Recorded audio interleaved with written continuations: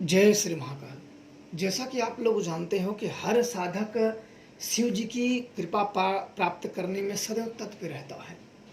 वो करोड़ों जतन करता है उनकी कृपा प्राप्त करने के लिए, करोड़ों विधियां अपनाता है, जगह जगह से वो ज्ञान एकत्रित करता है कि कहीं उसको ऐसा ज्ञान मिल जाए जिससे वो महादेव की कृपा पात्र बन सके। आज मैं अघोर साधना का विधान आप लोगों के समक्ष रखूंगा, जो मैंने स्वयं ही की है और आप लोगों को समक्ष में रख रहा हूं ताकि आप लोग भी इन साधना का लाभ उठा सके, जो शिव साधना करने के लिए भटक रहे हैं और उनको उचित गुरु या उचित मार्गदर्शन ना मिलने के कारण वो अपनी क्रियाओं को आगे नहीं बढ़ा पा रहे हैं। तो इस क्रिया से आप लोग कृपा प्राप्त कर सकते हैं। यह एक अघोर साधना का विधान मैं आप सब लोगों के समक्ष रख रहा हूं और ये बहुत ही गुप्त है। सर्वप्रथम आपको क्या करना है, किसी अमावस्या की रात्रि को, एक दिन की यह क्रिया है, एक दिन की क्रिया है। किसी अमावस्या की रात्रि को आपको किसी शमशान का चयन करना है और शमशान बिल्कुल सुनसान जगह पे हो, रात्रि को वहाँ कोई आता जाता ना हो, इस बात का विशेष ध्यान रखें। जहाँ आदमियों का बोलचाल हो, जहाँ आना जाना आदमियों का लगा हो, जहाँ पब्लिक हो, वहाँ ऐसी साधनाएं फलीभूत नहीं हो पाती हैं और शक्तियाँ अपना अनुभव नहीं दे पाती हैं। इस बात का विशेष तौर पर आप लोग ध्यान रखें। सुनसान अब शमशान चुनना है। सर्वप्रथम आपको जाना है, दिन में ही साफ सफाई कर लेना है जहाँ आपको बैठना है। फिर संध्या के समय जाना है और एक शिवलिंग का निर्माण करना है, एक शिवलिंग का निर्माण करना है और 3 और मूर्तियाँ बनानी है। एक माता पार्वती की बगल में मूर्ति है, जैसे आपको आए मूर्तियों का आकार दे देना है और एक भगवान गणेश का आकार दे देना है, एक कार्तिकेय का बना देना है। 4 मूर्तियाँ आपको वहाँ बनानी है, क्योंकि इस मंत्र से चारों देवताओं की कृपा आपको प्राप्त हो जाएगी। यह मंत्र एक अद्भुत मंत्र है, एक तरीके का दिव्य मंत्र आप कह सकते हो। इस मंत्र की जितनी प्रशंसा की जाए उतना कम है।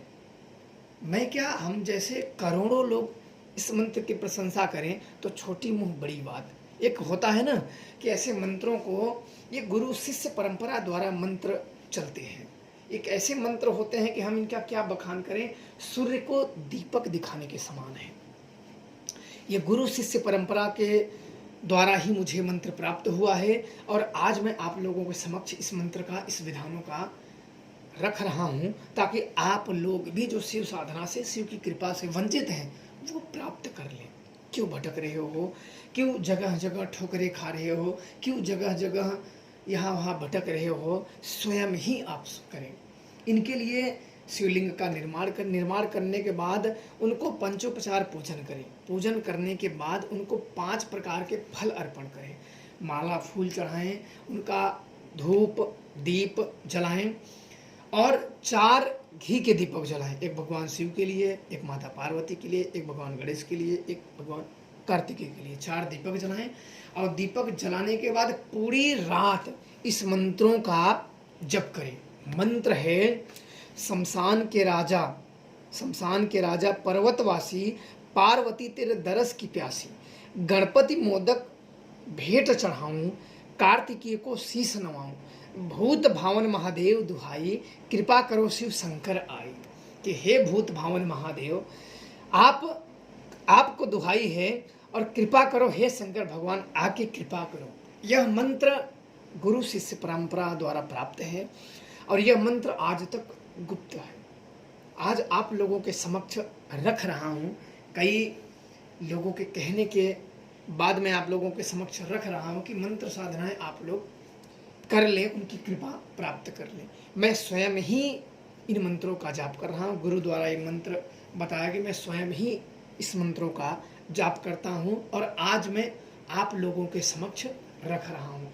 पूरी रात जपने के बाद आप लोगों को उसी रात में स्वयं ही आप इस मंत्र का दिव्यता और चमत्कारों से आप स्वयं ही परिचित हो जाएं।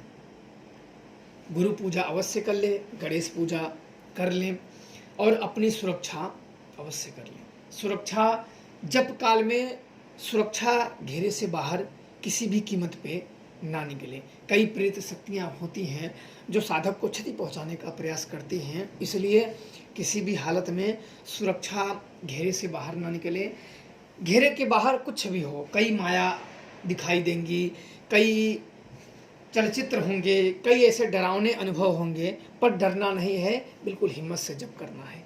इस साधना, अघोर साधना में बड़े ही डरावने अनुभव होते हैं, इसलिए किसी भी प्रकार द्वारा भय ना रखें और आप अपने गुरुदेव पे भरोसा रखें, निश्चित तौर पे आपको सफलता मिल जाएगी। जय श्री